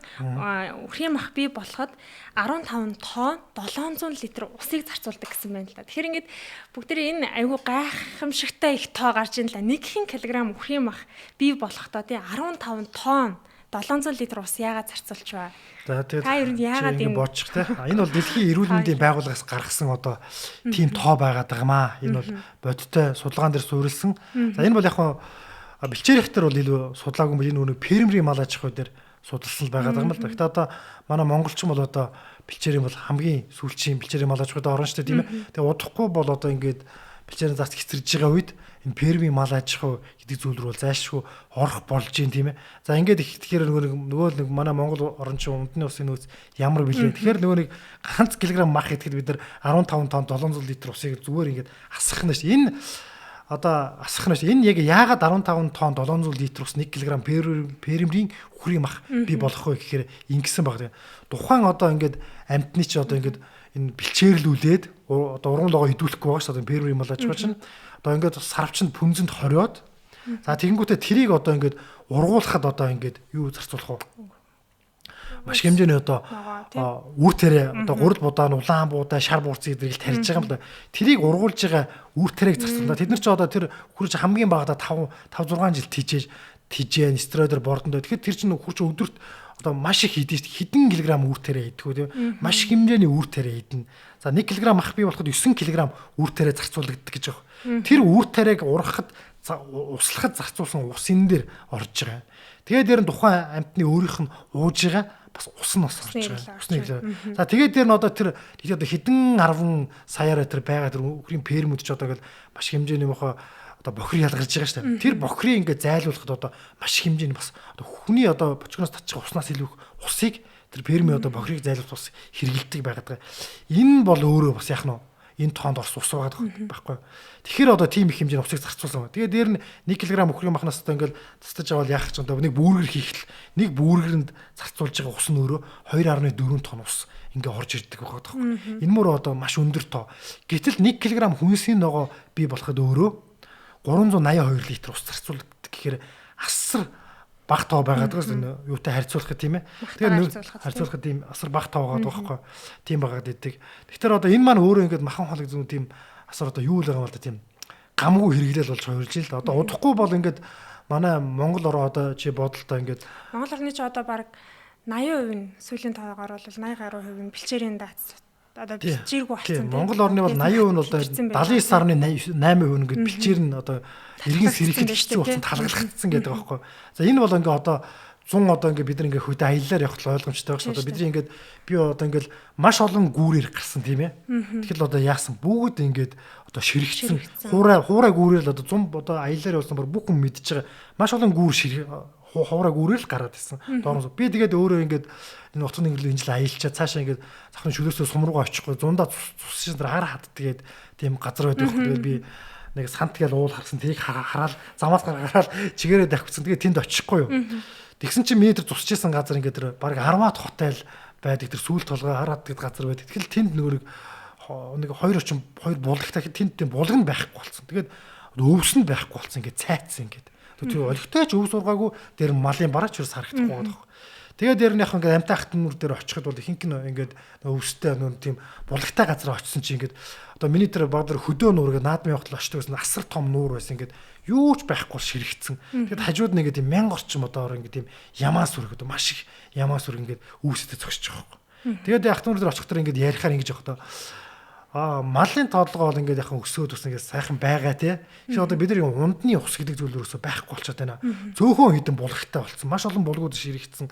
Тэгээд тэр булгуудаа ингээд тойрч боо тэн дээрээ зайлангад алдцаж буугаад байгаа хөх тэд нар чинь. Тэгээд ундны усны гарч ирээд ингээд уурчснаар бас ингэсэн бас нөгөө бэлчээр бид хоёр нөгөө хоол ярьж одоо ялцчихгүй экологийн урмөр ус руу ингээд яваад орчлоо л да. Тэгээд бэлчээрийн даац ингээд хитэрсэн тий бэлчээргүй болсон ингээд газар одоо юу талхлагдаад байна гэд. Тэгэхээр өмнө нь бол одоо манайхан маань өөрсдөө ингээд одоо нүүдлийн соёл иргэншилтэй байсан хүмүүс те одоо хаврын өвлийн зуны гэд ингээд буураа сэлгэж буугаад те нөгөө газар хөрсөн амраагаад үржил шимийн ингээд ээлжлээд явдаг байсан юм л да. Одоо болохоор яг нөгөө булгаа тойроод гэдэг шиг ингээд тийм сэлгэлт байхгүй болцсон. Булган нөгөө нэг унд усан цөөхөн болцсон юм чинь чи бодлоо. Би яг энэ талаар ингээд уншижсэн байхгүй. Би бодно. Манай Монгол орнд тийм 9000 орчим булаг шанд байснаас одоо баг 3000 орчимнөр дахиж нөхөн сэргээгдэхгүйгээр энэ 2007 онд хийсэн ундны усны тооллогоор шүү дээ байхгүй болцсон юм билээ. Ширхсэн. Байхгүй болцсон. Энэ бол ерөөсөө бодтой тоогоосод бидний нүдэнд харагдаж байгаа юм чи манай Монгол улс ч одоо бодолтой. Ерөнхийдөө бол тийм 25 сая орчим малыг даахт бол тийм гайхалтай даах бэлчээртэй гэж байгаа. Тэгэхэд бол ингээд гоё эми урамлуул нурган зөв сэлгээд нөхөх юм бол ингээд болохоор тийм боо даацтай орон ч одоо хонь шилжүүлэх юм бол 100 сая орчим малтай болсон. Тэр малын хүл гэдэг зүйл ч өөрөө хөрсийг гიშгсэн маань нэхтруулаад дахиж ингээд тийм сайхан зүйл ургахгүй ингээд нэхтруулах. Тэр зөөхөн сайхан чанартай малтай байх ёстой улс орнчууд яах нь малын тон хит ихсгэр одоо тэгээд бидний эдэрч байгаа хоол хүнс маань ингээд байгаль орчныг морос ингээд сүрүүлээд байгаа юм байл л. За бас нэг юм мал ярьсан дэр нэг юм тоо юм л да. Нэг жилд хүн төрөлхтөн одоо дэлхийд дээр байгаа хүмүүстэй нэг жилд 153 тэрбум амтан иддэг гинэ. Нүүбээс харсан. За энэ бол нэг дэлхийн нийтийн тоо байгаа байхгүй. Дэлхийн нийтээр одоо ингээд багцаагаар ингээд 8 тэрбум хүн амьдардаг заяа. За энэ 8 тэрбум хүнээс 1 тэрбум орчим бол цагаанаа гоолт. Энэ их чинь бараг 60-70% цагаанаа гоол тий. 1 тэрбум орчим нь бол ингээд мөнхийн өсгөлөн байдаг. 1 тэрбум хүн мөнхийн өсгөлөн байдгаас гадна өсгөлөнгөөр жилдээ 40 сая орчим хүн хүчээд гэж байгаа. Тэгэхээр энэ 1 тэрбум өсгөлэн хүмүүс мах хэднийг сойлголт байдгүй. Тэр хүчээр цагаан болтой 1 тэрбум хүн байгааз. А тэд нар маань өөрөө яг өдөрт нэг хатга үр тариаг нэг идэхэл тийм зорилттой л бараг хоолны лимиттэй амьдардаг тийм үү. Тэгэхээр үлдсэн 6 тэрбум хүн нь яг уу жилдээ 153 миллиард амтныг нэлж идээд байна гэдэг чинь аимшигтай тоогаад байгаа байхгүй. За гэвэл Америкийн нэгэн улс өдөрт зөвхөн ингээд бүүргэрийн үхрийн маханд зориулж 100000 үхрийг өдөр болгон ядалдаг. Зөвхөн үхрийн махан ч үү тийм их тоо байгаад байт юм л да. Тэгэхээр одоо дэлхий одоо ингээд хүнээ даахаа байх гэдэг нэг боловч зөвхөн алж идж байгаа амт нь өөрөө 150 мөрөөр хэрэг дэлхий ч өөрөө хүнээ даахаа байж тань. Тэгээ одоо газар тариалын нэг юм судалгаа байгаад байгаа байхгүй. Дэлхий дээр тарьж байгаа нийт үр тарианы 4/3-аар малт хижээх зарцуулдаг. А үлдсэн 4/1-ийг нөгөө яах нь 8 тэрбум хүн л хувааж иддэг байх нь шүү дээ. А гэтэл одоо ингээд энэ хятадын тэр шар буурцгийн ингээд судалгааг аваа үзэхэд ингээд нэг газар тарьсан шар буурцаг нас гарч байгаа уургийн хэмжээнээс тэр одоо уург нэг газараас тарьсан тэр үр тариаг шар буурцгийг малд өгөхөд мал маань идээд баагаад ингээд биендээ шингээсээр гараад нөгөө малыг ядлахад тухайн гарч иж байгаа шар буурцгаас 15 дахин бага уургийг үйлдвэрлэдэг байгаа. Гэтэл тэрийг зүгээр ингээд дүүпүү болгооч юм уу нөгөө 15 яг нэг газараас гарч ирсэн шар буурцгийг дүүпүү ихэд яах нь хүрийн одоо тухайн эдсэн хүрийн амтнаас илүү 15 дахин их хэмжээний уургийг гаргаж ирэх чадлага байгаа. Тэгэхээр энэ асар үргэлгэн байдлаар бид нар идээд байна. Бид нар ургамлыг шууд хэрэглэхгүйгээр одоо маханд хувиргаад идээд байгаа л өөрөө одоо усны болоод үр тэрний асар том зардал болоод байгаа л тийм л зүйл болчиход байна л да. Энэ бол бидний зайлшгүй мэдэх ёстой сэдв тий. Тийм. За тэгэхээр бас нэг асуулт байна л да. За дэлхийн дулаал гэж тий. Одоо энэ бол дэлхийн дулаал гэдэг бол бидний одоо подкастн дээр байнга яригдах бах, байнга хөндөгдөх бах. Тэгээ бидний яг үндсэн нөгөө Green Plus подкастын маань хамгийн том одоо суурь нэг юм л та. Тэгэхээр та түрүүний хэлсэн тий өв сургамлыг бид нар тий махаар амтнаар дамжуулж идэж идэх нь илүү одоо экологийн улмөр нь илүү өндөр гараад байна. Тэгвэл энэ өөрөө дэлхийн дулаалд яаж нөлөөлөд байгаа юм болоо? Тийм зүгээр бидний идэж ууж байгаа хоол хүнс маань асар өргөн сэдвэлтэй. Нэгдүгürt одоо тий бидний идэж ууж байгаа хоол хүнс маань ингээд түүний эрүүл мэндийг халдаг тухай би нэг яриж байгаа марч. Эрүүл мэндэд бол асар хортой байсан тий. За хоёр дахь гол хамгийн чухал зүйл нь бидний амьдарч байгаа дэлхийн ертөнцид энэ хоол хүнс маань одоо яаж нөлөө зүгээр бидний идэж ууж байгаа энэ тавг хоол маань ингээд яаж нөлөөлдөг тухай ингээд бүгдөө ярил л та. За яаж вэ нөхөр ингээд дэлхийгээд одоо бидний амьдарч байгаа юм бөмбөрцөг бөөринг хэлбэрээс одоо холоос харах юм бол ийм цэнхэр нүдэн гарыг зүгээр нэг л цэг байгаад ч бид нар ч байгаа дэлхий дээр амьдарч байгаа одоо үр хүүхдүүд нэг дэлхийн нэг эсэл байгаад байгаа байхгүй дэлхийг бодгалын. За дэлхийн маань өөрөө яадаг вэ гэхээр ингээд хойд урд гэсэн хоёр туйлтай. За дэлхийгээс ингээд ирж байгаа тийм одоо нарнаас ирж байгаа одоо энэ нар байлыг нарнаас ирж байгаа энийг дэлхий байлыг гэж бодъё те. Нарнаас ирж байгаа хоёр туйл маань нарны гэрлийг одоо ингээд хоёр туйл маань өөрөө буцаад 70% нь ингээд ойлгож идэв юм байна. Нарны гэрлийн туяаны 70% буцааж ойлгодог толны үүргийг үүсгдэг. Хоёр туйл маань нэгдүгээр хоёрдугаарт энэ хоёр туйл маань өөрөө яадаг гэхээр ингээд далайг ингээд одоо нарны гэрэл ингээд далай руу тусахаар далай бүлээсэн шүү дээ тийм ээ. Далайг бүлээсгээс хамгаалаад хоёр талаас нь ингээд хөргөж идэг хөргөгчний үүргийг хойд урд хоёр туйл маань ингээд одоо гүйцэтгэдэг байгаа байхгүй тийм ээ. За гэтэл яг өнөөгийн байдлаар ингээд та бүхэн мэдж байгаа даа хойд мөсөн далайн ердөө 40% үлдсэн байгаа даа. Үлдсэн толны маань одоо 40% үлдсэн байгаа даа. За гэтэл нарны цэцэргийг одоо буцаж ойлгох чадвар нэгэд 60%-аар буурсан байна гэсэн үг шүү дээ. За Антарктид яаж ийн 2016 онд нэмэх 16 градус мэдрэгдсэн байх нь шүү дээ. Тэгээд тэр мөсөн арлууд Антарктид ингээд маш их хэмжээгээр том хэмжээгээр ингээд алга болж байгаа Антарктидд. За тэгтэл ингээд ахаар одоо яг хөрөө нэг нарны гэрлийг буцааж ойлгох чадвар ингээд муудаад ирэхээр далай бүлээсэн. Далай бүлээсэд дэлхийн мөстүүд ч өөрөө ингээд маш хурдан хайлахаас гадна бүлээсэн далай дээр одоо юм цунами үүсэх, далайн шуурга болох эрсдэл бол одоо ингээд асар өндөр байдаг юм. Энийг бол Японы эрдэмтдүүд дэлхийн маш олон эрдэмтдүүд далай бүлээсний улмаас ямар аюул тулгарх вэ гэдэг талаараас ингээд баримт кино хийгээд боловсрол телевизээр гаргасан шүү дээ. Тийм ээ. Далай бүлэгсэн бол далайн шуурга дийгдэх хавь улам өндөр болно. Дээр нь хоёр ингээд хойд мөсөн талаа хоёр мөсөн талаа хайлаад дуусахаар далайн төвчний хэмжээ нэмэгдснээр арлын орнууд, далайн захын орнууд байхгүй болоод төрнө. За нөгөөд нэг гол аюул нь өөрөө юу вэ гэхээр хойд хоёр мөсөн талаа ингээд хайлаад ингээд 2050 он гэхэд одоо ингээд хоёр мөсөн талаа хайлаад дуусах судалгаа байгаад байгаа байхгүй. Энэ янзаараа ингээд дэлхийд дулаараад явах юм бол. За тэгэх юм бол ингээд юу болж ийнө вэ гэхээр энэ хойд мөсөндөө гүнд болоод далайн гүнд өөрөө дэлхийд дээр байгаа нийт метаны 98% нь далайн гүнд хойд мөсөндөө гүнд байдаг юм байна.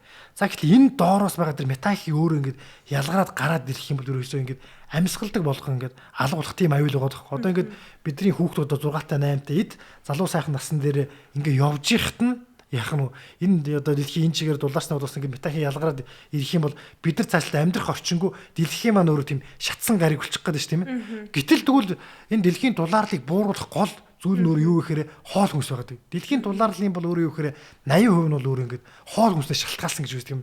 Гэтэл гол нөлөө нь өөрөө юу вэ гэхээр бидний идэж ууж байгаа махны хэрэглэнээс болоод байгаа гэдгийг нүүбээс гаргаад ирсэн дэлхийн маш олон одоо энэ дэлхийн дурлалыг судалдаг байгууллагууд бас энийг гаргаад ирсэн байгаа байхгүй.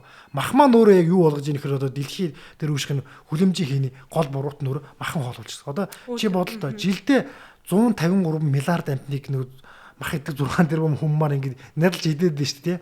Гэтэл одоо тэр олон хэдэн зуун саяараа баг тэр мал амттын байгаа тэр үнэр те. Ялангуяа одоо энэ одоо гадагшаа явж үзсэн хүмүүс мэдчихэж байгаа нөө. Одоо энэ Америкч бас Солонгост ажиллаж байсан хүмүүс ингэ нэр үнэний ферм рүү ороод үзэхэд бол тийм хүний бас шиг үнэртдэг гэж байгаа шүү дээ. Маш өмсгөд хэцүү. Тэр олон амттын тэр одоо тэр шивтрийн үнэр тэр олон амттын тэр одоо амьсгалын үнэр маань өөрөө одоо дээшээ хөөрөөд ирэхээр дэлхийг ингээд юм хүлэмж хэлбэртэй ингээд бүрхээд эхэлдэг юм байл. Түүнээс болоод чи ингээд хүлэмжийн дотор байхаар ингээд яадаг амар халуун мөхчм байдаг ш. Тэр маань одоо ингээд дэлхийд дулаарлах гол үндэс болоод байна.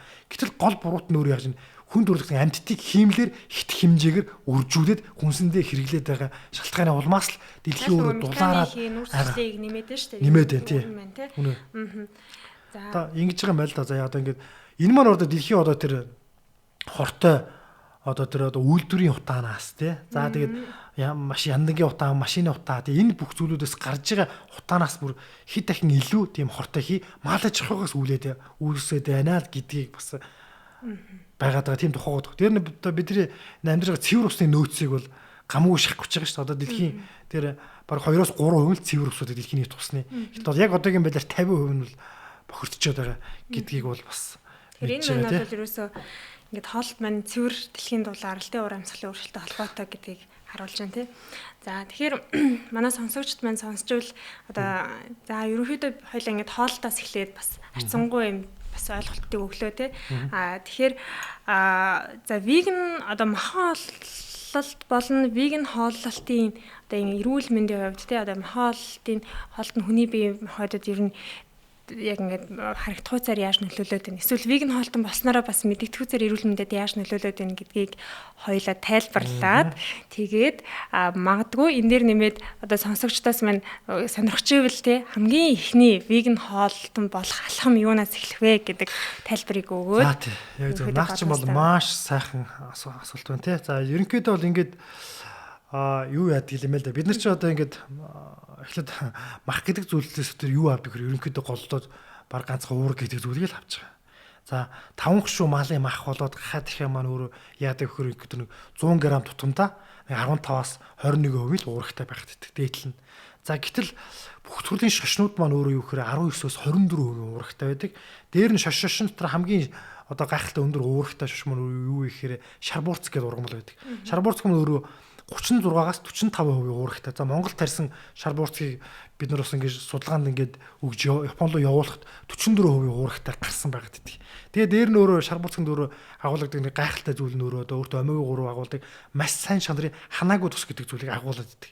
Гэтэл бид нар маань өөрөө одоо ингэж яадаг вэхээр энэ шарбуурцанд тэг ханаагүй загуулдаг маш сайн чанарын одоо үл орлогдох бүх төрлийн амгичлууд нь агуулсан бүх төрлийн 22 төрлийн амгичл бүгдээрээ агуулгддаг тийм уураг маань өөрөө бас ингээд шарбуурцанд байгаад байгаа байхгүй.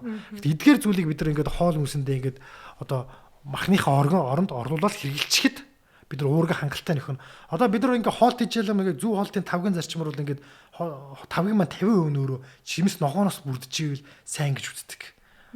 Одоо эрд замд юм дөмд юм нөхүүднээс цусны сахар тэнцвэртэй байх үүднээс дээр нь 4-1 нь үртэрээ байвал сайн гэж үздэг. Үлдсэн 25% нь л уураг байвал гэж уураг байх хэрэгтэй гэдэг. Гэтэл хүн ингээд хоол хүнсээ солиё гэж л ерөөс тийм 25% л солих хэрэгтэй байхгүй. Тэр 25% бид нар тэгвэл ингээд одоо яах нь ургамлын гаралтай сайн чанарын шаш буурцэг дургамлууд дүүп гисгэлүүдээр ингээд сольчих юм бол бид нар нэгдүгээрт яах нь зүрх судасны өвчлөл гэдэг зүйлээс сэргийлж чадах тийм гайхалтай тоо баримтууд байдığım байлээ. Энэ тухай би нөгөө хойлоо хошин бичлэг хийсэн. Нөхөн сэргээх чадвар гэдээ орхисон шүү дээ. Нөхөн сэргээх чадвар цагаан холтон, веган холтон болоод маш хурдан байсан тий. Ядарсан ч буцаа сэргээгдсэн. Та тэрийгээ дахиад яг ингэж дэлгэрүүлээ. За энэ дэр би ярина тий. За тийм байгаад. Гэтэл яг одоо ингээд ингэж за яг нөхөн сэргээх чадварын тухай ингэж ярих юм бол ер нь ийм байдаг юм байлаа л дээ. Одоо хүний ингэж эсгээд нэг юм нэг зүйл байгаад хүний бие ч өөрөө 70-аас 100 төрлөө өстэй тий. Им хүний бие эс гэдэг ч өөрөө байхгүй гэсэн утгатай тийм жижиг нэгжээс хүн тогтдог байхгүй одоо 70 тэрлэн дахиад нэг жижиг хүмүүс нийлээд миний бие бүрдүүлдэг байна гэсэн үг шүү дээ тийм ээ. Гэтэл тэр бидний эдэж ууж байгаа хоол хүнс маань эс рүүгээ нэвтрэхтэй эсийн мембран хэмээх энэ одоо гаднын тэр уураг болон липидээс бүрдсэн тэр давхарыг нэвтэрч ордог байгаа даахгүй. Гэтэл бидний ядаж ууж байгаа хоол хүнснээс өөх тос гэдэг зүйл нь липидээс амархан тогтдог учраас нөгөө одоо нүүрс ус өөх тос хоёр маань эсрүүгээ нэвтрээд хоол тижэл эсрүүгээ нэвтрээд эсээ тижээхтэй хялбархаа нэвтэрчдэг бол уураг гэдэг зүйл маань өөрөө орохдоо яах нь маш тийм одоо хүн дээр нэвтэрдэг юм байл өөрөө өөртөө тэнцэх одоо хүний бид одоо энэ гурван зүйлмөр одоо ATP одоо энерги хүний бид үүсгэх гэдэг байгаа байхгүй юу. Гэтэл одоо ингээд нэг молекул өөх тус задрахад хүний эсийн мембран нэвтрээд ATP үүсгэхдээ 128 молекулыг үүсгдэг бол нүүрс ус маань өөрөө 36-г үүсгдэг. Гэтэл одоо юу байгаад байгаа байхгүй юу. Уураг маань өөрөө эсийн мембранаар нэвтрээд хүний бид энерги үүсгэхдээ нэг маш бага нэг 18 их ч юм уу 18 молекул ч юм хамгийн бага молекулыг хүний бид үүсгдэг. За тэгэнгүүтээ эсийн мембранаар нэвтэрч орохдоо өөрөө тэмцэх хэмжээний энергийн 85%-ыг нэвтрэхтэй зарцуулаад орчдөг. Тэгэхээр яах нь хүний эдсүүд мөн ядрах нь шүү дээ. Тийм өндөр хэмжээний энерги зарцуулж ордог. Тэгсэн мөртлөөсөө бага молекул үүсгдэг. Тийм л учир байгаа. Тэгээд дээр хүний одоо хоол сурах хэрэгтэн тогтцоонд орохоор ходоодонд ороод задрахтаа маш удаан байгаад байдаг. Дээр нь орохдоо уур гэдэг зүйл чинь эстэй ингээд арай гэж орсон ч гэсэн илүүтгэхээр одоо хүний одоо цусыг өтгөрүүлэх ч юм уу те цус өтгөрүүлэх за хялгсан цуцуудыг өглөх тийм аюулууд одоо уураг илүүтгэхээр их үүсгээд байгаа байхгүй. Тэгтэл бид нар ногоон хүнс одоо жимс ногоог ингээд түлхүү хэрэглэснээрээ яах нь хүний бид нэгдүгээр шингэх чадвар өндөр байдаг, хоёрдугаар антиоксидант болоод амьд эрдэс байдс их өндөртэй байдаг учраас төхөн сэргийх чадвараар тэр зүйлүүдээр бол илүү байгаад байдаг. Уур гэтэл одоо ингээд бид нар ч одоо хүч тамирт мах сайн ингээл одоо дийлэгтэй мах идэх хэрэг тэр хүн зүйлийг чинь шингээхтэй ядарна эсээр орж нэвтрэхтэй бид нар чинь өндөр молекул орж ядарна. Тэгэд ядардаг гол нь ус нь өөрөө энүүндээ байгаа байхгүй юу. Төхөн сэргийх чадвар удаан да. Ногооны хувьд бол тийм зүйл бага байх нь шүү дээ тий. Хамгийн сайн чанарын нүүрснүүд, хамгийн сайн чанарын эрдэс минерал дөрв жимс ногоонд байдаг учраас веган буюу ногоон хоол гэж үзээд байгаа шүү дээ. Таны хэлэхээр яг саналаа л да. Анх би бас нөгөө веган хоолтон болохын өмнө яг нөгөө одоо яг өмнө нь иддэг байсан мохоо олоо тий шингээх чадвар маш муутай байсан. Тэгээд би айгу хүнд яваад идэг. Тэгэл нэг одоо хоолт идэм гут бараг 24 цагийн дараа ч юм уу тий буцаад би ингээ хөнгөрдөг тий нэг юм хоолт шингээд чаддгүй хүмүүс над шиг асуудалтай хүмүүс бол мэтгэл ахaltaа. Тэгэхээр тэр нь бол цаад одоо учир шалтгаан тийм байсан байна л. Яг тэгэл одоо мохоо олноосоо татгал за цагаан ол идээд эхлэн гут илүү юм сэргийг би илүү хөнгөн илүү ирч хүчтэй тий ингээд маш ойр ойрхон одоо юм хооллолтын одоо хоолтын мөчлөгтэй болж эхэлж байгаа юм. Тэгэхгүй өмнө нь бол нэг хоолцсон бол тэгээ бараг хизээ хоолсноо марттлаа тэр хоол ингэ шингэхгүй удаан явдаг гэсэн байхгүй. Тий, ерөнхийдөө бол одоо яг хүний ходоод хамгийн хүнд хамгийн удаан боловсрдог хүнсч өөр юу гэхээр махан хоол байгаа шүү дээ. Хамгийн багадаа 3 цаг. Тэрнээс цаашлаа ингээд бүрэн задлж чадахгүй бол тэр чи одоо бараг 6 цаг орчим байна. За тэгээ доошоо гадагшлан бүдүүн нарийн гизээ одоо маш хэмжээгээр бохирдуулна тий.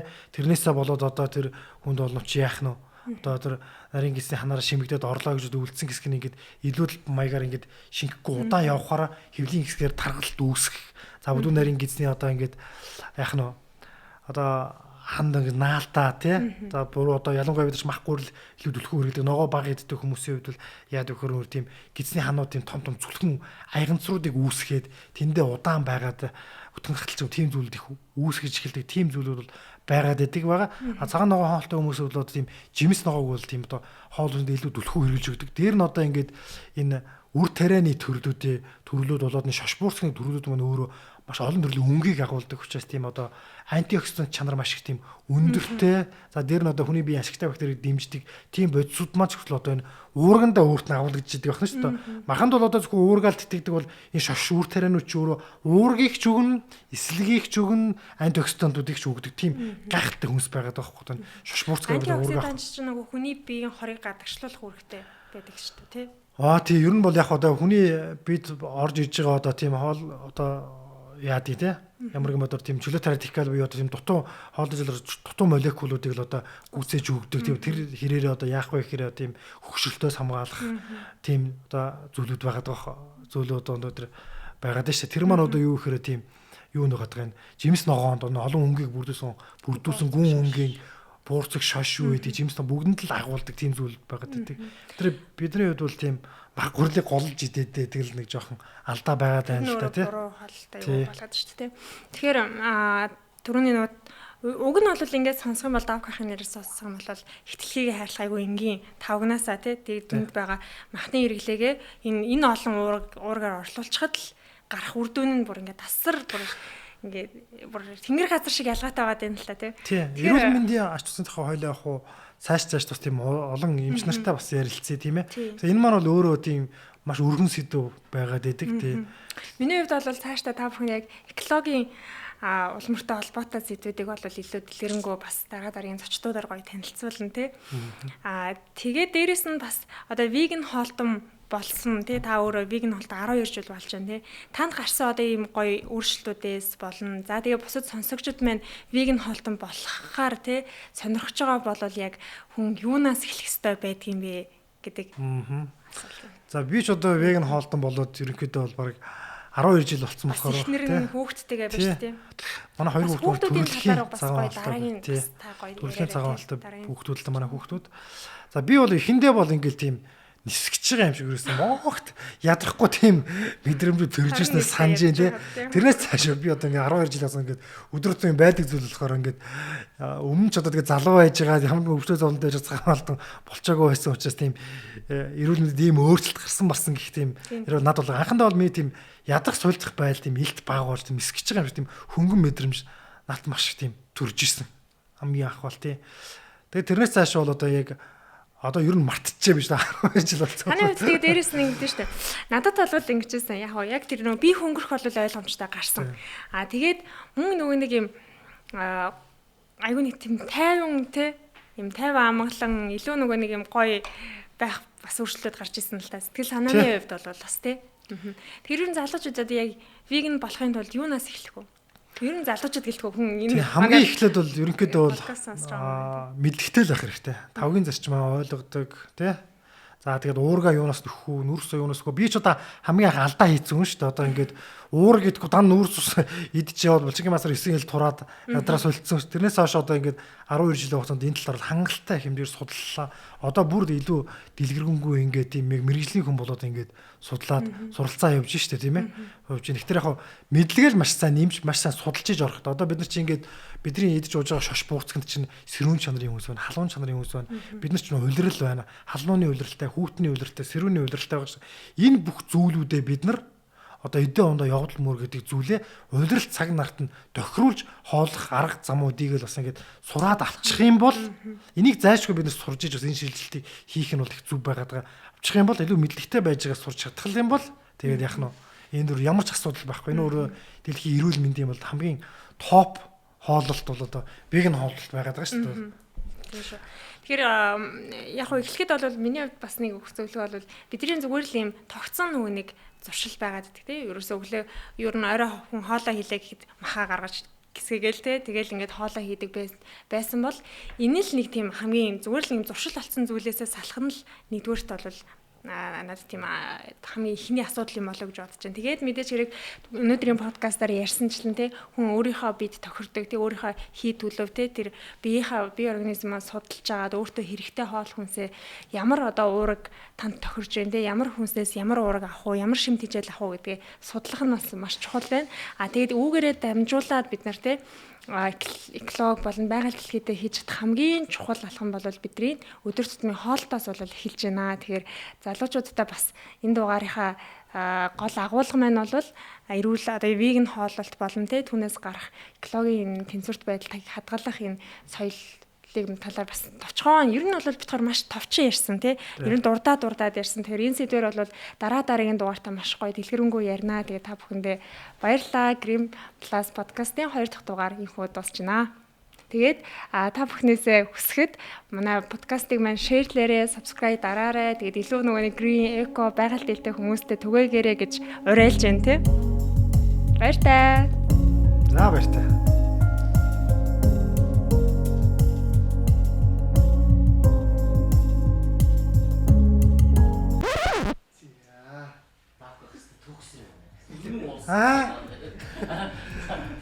Зарим асуултуудаа гүйцээсэнгүй шүү дээ ярих гэсэн шиг. Хэд зөрөнд асуулт байхгүй. Ах тэгэхгүй бол арай бас дэлгэрэнгүй яриад. Яг айгүй дэлгэрэнгүй сэдвтэй хоо. Харин тийм. Тэгэхээр та надад тэгээд юу дутаагаа хий. Дараагийн сэдв дээр би Тэгээд ийш ихтэй. Би ч эдийн засгийн шүү дээ. За тэгээд